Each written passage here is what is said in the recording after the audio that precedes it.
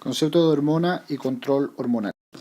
¿Qué es una hormona? Una hormona es principalmente una proteína que es capaz de producir, de unirse a un receptor y producir un efecto a distancia del órgano donde fue producida. Las hormonas se producen en las glándulas endocrinas. Los tejidos glandulares son los tejidos que son capaces de producir sustancias. Y tenemos glándulas que son exocrinas y glándulas que son endocrinas. Las exocrinas, como parte del páncreas, como las glándulas sebáceas o las glándulas salivales, se llaman exocrinas porque liberan, la sustancia que liberan la liberan hacia el exterior. En cambio, las endocrinas se llaman endocrinas porque esta sustancia que liberan, la hormona, en este caso una hormona, es liberada hacia el interior del cuerpo, hacia el torrente sanguíneo. Entonces viajan por el torrente sanguíneo hacia esos tejidos o esos órganos donde van a cumplir su función.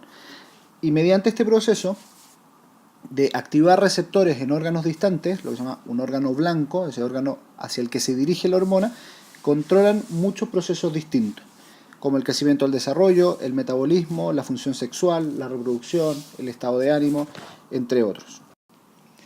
¿Cómo actúan las hormonas? Las hormonas actúan, como les decía, las glándulas endocrinas son glándulas. Una glándula es un tejido, un epitelio glandular. No sé si se acuerdan de años anteriores cuando hablaban de los tipos de tejido conectivo, de tejido óseo, tejido cartilaginoso, tejido epitelial.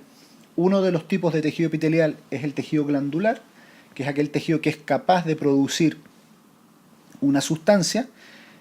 Y tenemos distintos epitelios glandulares. Tenemos glándulas, como decía, exocrinas, que esa sustancia la liberan hacia el exterior, la glándula salival, la glándula sebácea, el páncreas como glándula exocrina al producir jugo pancreático, el estómago al producir jugos gástricos, todo ese conjunto de líquidos, de sustancias que se producen en algún tejido, las mucosas, el moco que uno produce, que bota cuando uno está resfriado, todo eso es glándulas que producen sustancias.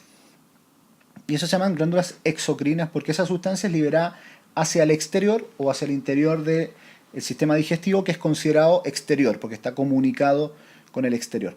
Todo lo que se produce hacia el interior, o sea, hacia la circulación sanguínea, la llamamos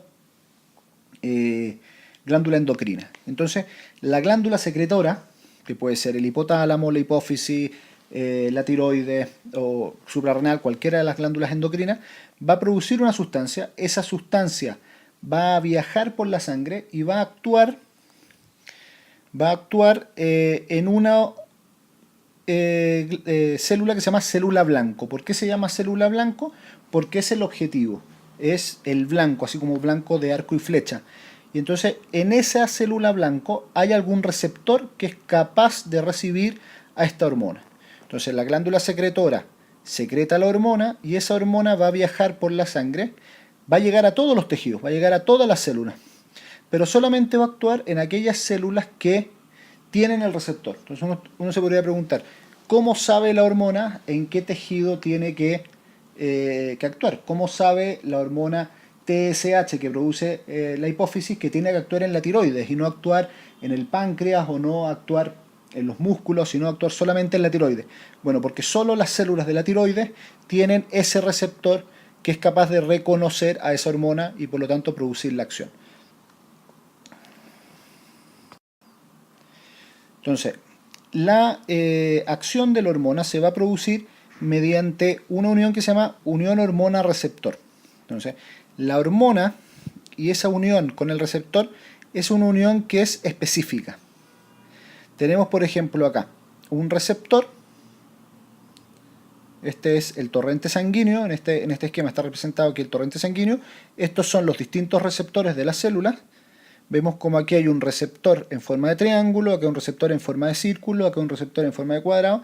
Y por lo tanto, esta hormona verde de aquí, que es triangular, solo va a ser capaz de actuar en este receptor y no va a ser capaz de actuar en ninguno de estos otros.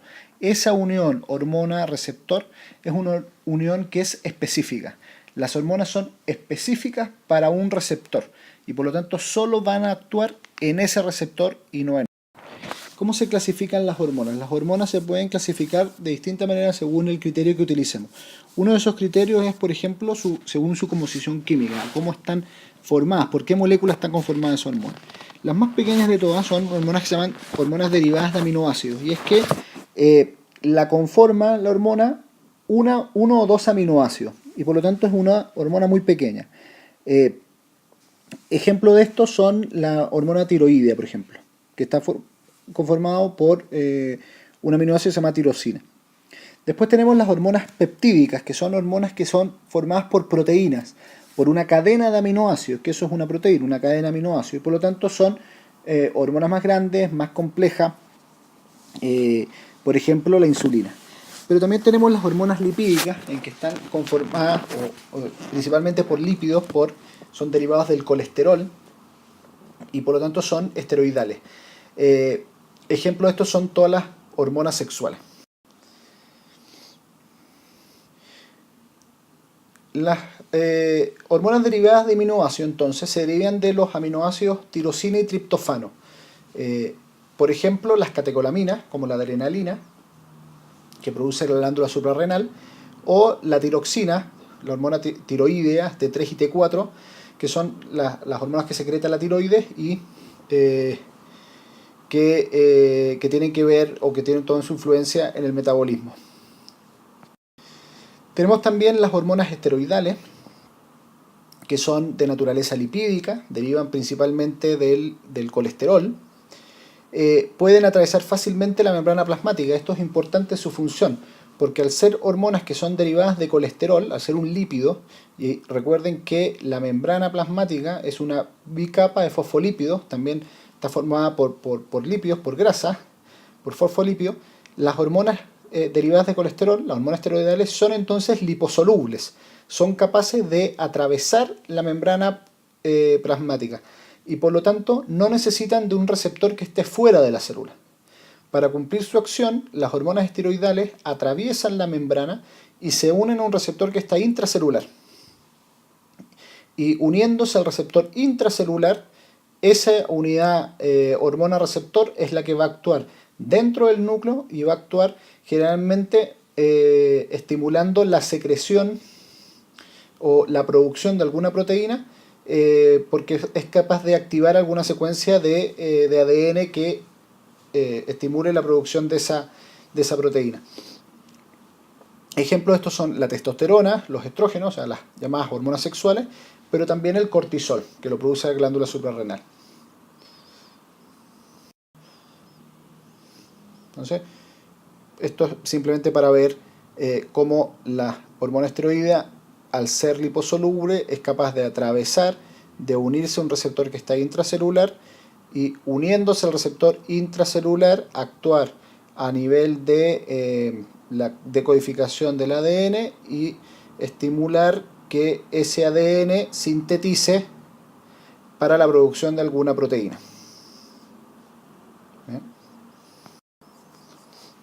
Y por último tenemos las hormonas peptídicas, que son hormonas que son constituidas por cadenas de aminoácidos, que son las proteínas. Son moléculas grandes, es una cadena compleja de aminoácidos, y que al ser de naturaleza proteica, no son capaces de atravesar la membrana plasmática, ni por tamaño ni por composición química, y por lo tanto necesariamente tienen que actuar a través de lo que se llama un receptor extracelular. Entonces, la hormona va a actuar a través de un receptor. Al unirse la hormona al receptor, una unión que como decíamos antes es específica, se va a activar por dentro de la célula, como por el lado intracelular del receptor.